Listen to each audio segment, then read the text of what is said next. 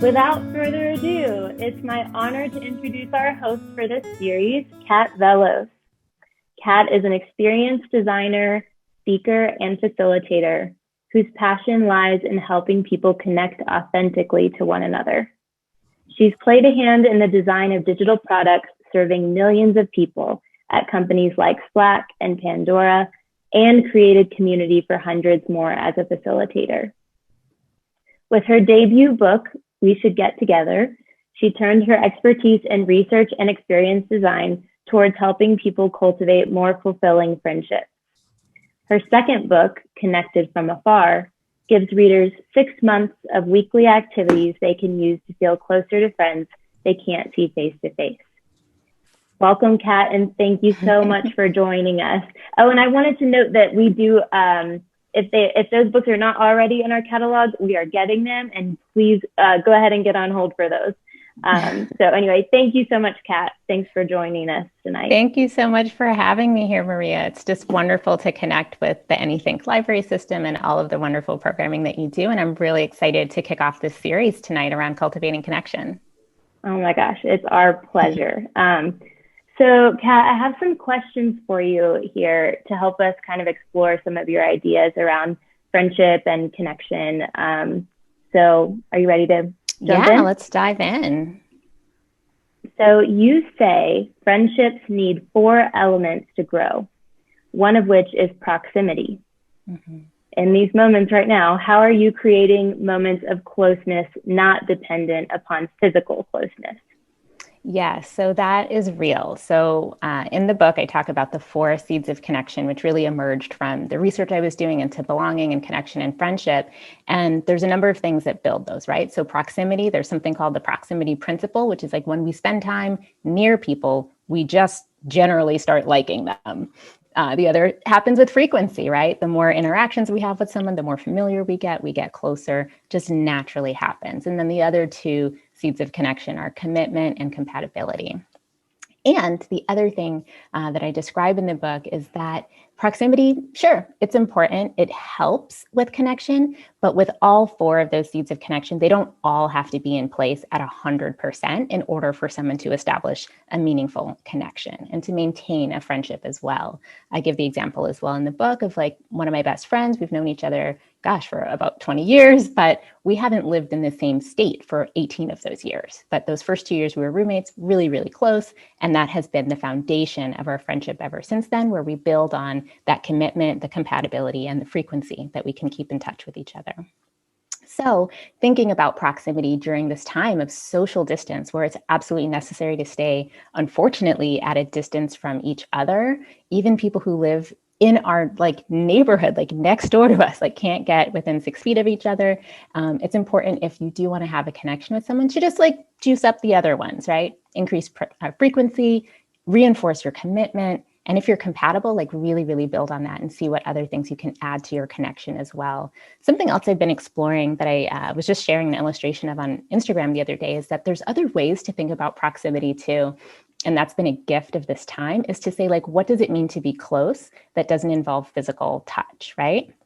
So one of my favorite examples of this is when someone says, oh, I can't be there, but I'll be there in spirit. And that means like my energy is with you, my spirit is with you, my heart is with you. You can feel in that way, like kind of spiritually close. You can feel mentally close, intellectually close, like if you feel like you and someone else are on the same page. And you can also feel emotionally close.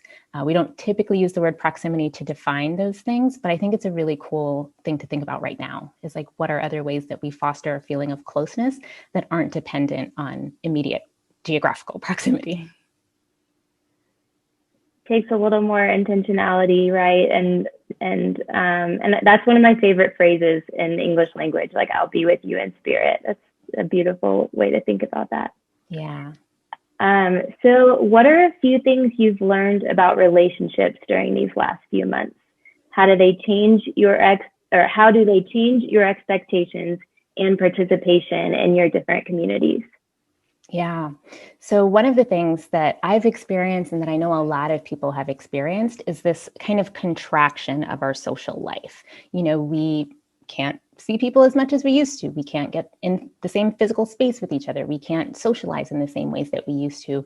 And so there's this contraction of interaction, but also this opportunity for deepening. When you think about like the image that comes to my mind is like the difference between like snorkeling and like scuba diving, right? I love snorkeling. I love hanging out near the top. I've never been trained as a scuba diver, but there's a difference between being able to cover a lot of ground, if you will, water across the top and going quite wide, as opposed to going really deep on maybe one or two really close friendships or connections that you want to foster and get closer to. And so something that I've learned in this time is that and I sort of touch on this in the book as well, is that it's useful and even okay to be satisfied with fewer friends if those friendships are meeting your needs for connection and intimacy and closeness and trust and all of that.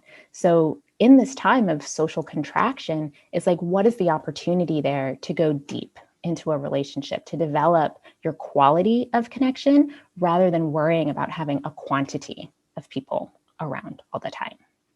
So that's been something really meaningful that I've explored and that I've been talking with people about. And it changes our expectations. It changes the way we participate. And knowing that like when you need someone, whether it's to celebrate a promotion or share something really sad, or just to like feel not alone someday, it's like we don't need 1,000 friends. You maybe just need 1 or 2 or 3, even if you're going for it, people who you feel really safe with and that you can reach out to and not feel like that's not okay, to just be like, hey, are you around? Can you talk? Or hey, can I share something with you? And there's lots of ways that we can do that as well when we think about what are the formats that we use to connect in place of face-to-face time right now. I love that. So let's see, how might your observations about a quiet season in our friendships positively disrupt the concept of more is better or the more the merrier? Mm-hmm. So this kind of goes to what I was saying before, like depth over breadth. Right now, the more the merrier is like maybe not a super safe thing to do.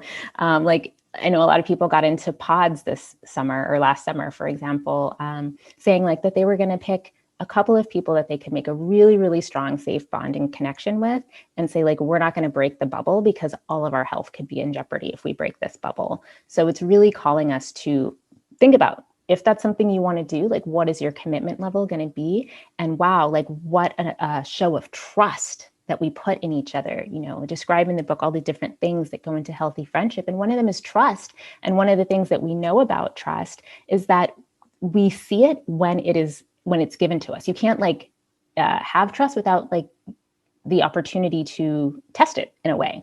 And so when you enter into a trusted pod or a trusted connection or a heart-to-heart conversation, like we have a chance to show up for each other and to deepen that trust, to show that we're trustworthy and to show that it's worth putting our trust in other people. So that's an example that sort of comes out of perhaps limiting our circle, limiting our options for connection, but saying like, wow, in this bond, what can we do to feel connected, to trust each other, to build something that feels really dependable, reliable, and even unshakable beyond this time? Wow, that's really powerful. I just love that feeling when someone trusts me, right? Too. We think about how hard it is to go out on a limb and trust, or to trust someone with what we're dealing with, but then we don't always think about it from the other point of view, right? Like how good it feels for that person to be your trusted one. That's so special too. Yeah. Mm-hmm. One of the stories that I really think about quite often, especially now, is a woman that I interviewed when I was working on the book who described how she was going through a lot of life changes and it was really tough, like her relationship changing. She was going through menopause. Her spirituality was changing, a lot of change were happening. She had a family member die, a lot happened at one time. And she leaned on a women's circle that she was in to say, gosh, I really need support right now. This is what I'm going through. And she was so vulnerable and open in letting people see her pain and her struggle. And they showed up for her all like arms circling. They were like, we got you. And it's such a gift that they gave to her and a gift that she gave to them to show up and to give their gifts. And then reciprocally, she was able to show up for them later with different things. And it's just this like beautiful demonstration of the way that our communities, when they function right, work like a net. Like you weave together the strands of community and connection. And when it's there, it's like you can lean on it and it will catch you. You know, that's what we can build. And we can do it now, and we could do it in person. We could do it not in person. It can happen still. Thank you, Kat. That's amazing. I love that sentiment. Why do you think making meaningful connections is harder as an adult in comparison to our teenage or childhood years? This is a big one. Most of us, can think back to some time in the first 0 to 18 years of our life where maybe we made a friend and it maybe just happened very easily. Like you're in class together. So you like share your crayons, you share your markers, you study after school. Maybe you live in a dorm later on. There's all these opportunities when we're young to have that seamless, kind of like effortless connection. One of the things certainly that makes that happen is that the ways that we go to school, particularly if you go to public school or college or high school, whatever it is, it's like you're going to be with other kids. You're going to be around them all the time, which is taking care of your proximity and frequency already. And maybe because you're a kid, you're probably not as guarded as a lot of adults. So you're more open. You can talk to each other. And the bar for connection is like, wow, we both have purple sneakers. Cool. We must be best friends. And so like the bar you got to clear for connection is a little bit lower. You haven't been burned. You haven't been jaded by life yet. And so there's a lot of ways that like we're just open to connection, and connecting with other people is what you do, from the sandbox to, the after school study club. So those are some things that certainly make it easier. And of course, as we get older, we have proximity and frequency maybe with like people you work with or like people you go to an exercise class with or something. But we've gone through a lot of other things in life. We have more responsibilities. We're busy. Everyone feels like, tired all the time. It's like, how do we have time for friendship? And unfortunately, if people have gone through challenges, shall we say, in friendship or in relationships, sometimes there's like a little bit more guardedness. There's a little bit like, can I trust you? Can I trust you? That's not a question that a lot of us had to deal with when we were quite young. So these things all come together to make it harder. In the book, I also talk about, in my research, I found that there were 4 biggest challenges that ended up getting in the way of friendship for many adults. So one is, this thing I'm talking about here, which is like needing to get better at getting closer, establishing intimacy is a big one. There's also the demands of relationships or parenthood. If people, are in a partnership, it is proven that you have less time for friendship. If you are parenting, you have less time for friendship. So it's not like parenthood or relationships are bad. It just means you're less available maybe for friendship. And then the other 2 were hypermobility, which is like the tendency that we have, particularly in American culture, to move quite frequently. We move out of cities and states, our friends move out of cities and states. It's quite common, particularly in urban areas, for people to move around a lot, even within one city and out of that place as well. And then the last one being busyness, like I mentioned. People feeling too busy. So many reasons. It's like, I have a side hustle I'm working on, or, I want to work out, or I need some alone time. So our time feels stretched. And I think that sometimes that's an illusion. And we talk about that in the book. And there's ways to reorient our relationship to time to prioritize the things that we care about. But those things are all challenges that we face in adulthood that just are not there when we're like 10 years old. Not in the same way. Yeah, absolutely. When you said purple sneakers, it reminded me that like one of my first friends in high school, I like looked at her desk and she had this little like dinosaur eraser that was like lined up perfectly next to her pencil. And I was like, I like your dinosaur eraser, and like lifelong friends, Yes. But you're right. It's so much harder, it's so much harder to approach people. We're not around adults as much. The struggle is real. I love the dinosaur story because it's like so simple too when you're a kid to just give a compliment to somebody, right? Yeah. To just be like, hey, I really love your dinosaur eraser and your pencil. Whereas like sometimes at adults, people are like, I want to tell that girl she has like cool hair or like a cool jacket, but we're like too nervous to just give someone a compliment. It's like, just be nice. They'll probably really be happy to hear that. Yeah. Absolutely. So you were just talking about busyness. So the next question is, we're all so busy. And during the pandemic, a lot of people feel stretched thin, even if we are staying home most of the time. So can you tell us a little bit about how you found the time and energy to maintain healthy friendships during the pandemic? Mm-hmm. Yeah, so this is a real one. And busyness is an issue like pre-pandemic in a different way, shape, and form than it looks during the pandemic. Being at home a lot of the time, hopefully you are being safe, doesn't necessarily mean that you have a lot of alone time or that you have a lot of downtime or that you feel really relaxed or that you're connecting with your friends in the way you want to connect. And so something that I realized last summer and that I really wanted to make this invitation to after running a women's circle on feeling supported and connected during quarantine was I was like, let's do a ritual together that's all about connecting with our friends, even though we feel busy, even though our life is weird, we're living at home every day in pajama pants.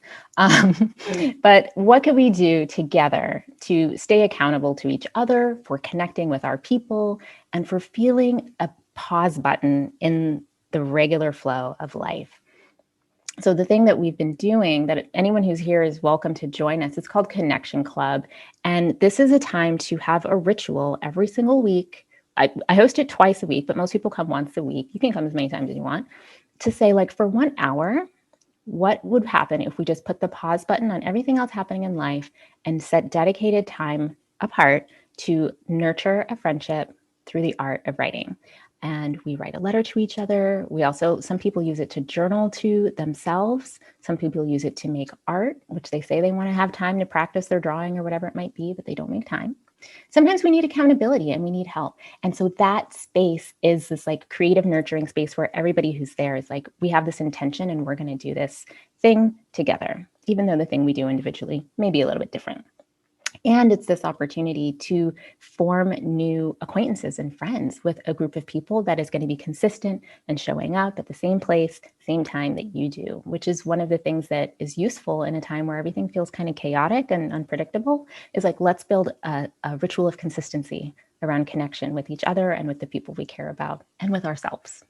So that's something that has really helped. Honestly, like as the host, I gain a lot from it as well. I'm there to provide the space and create it for other people, but it really helps me hit the pause button too when everything else, I'm having a busy day, other stuff is happening at work, and it's like, no, it's time for Connection Club, pause button on everything else. And it's just this like oasis of calm and peace. And I think it's so important, no matter what you choose to do, find a way to create a pause button for yourself on everything else happening in life, whether it's a 15-minute walk or a writing ritual or a yoga ritual or reading a book or whatever it might be that's like your moment, yours alone. There's a great book on creating rituals in your life called The Power of Ritual by Casper ter Kuile, and I recommend that for anybody that this might be resonating with. I totally resonate with that. And I love that your ritual involves other people, you know, because then there's that accountability too, which is amazing. Yeah. So that's the end of our interview. I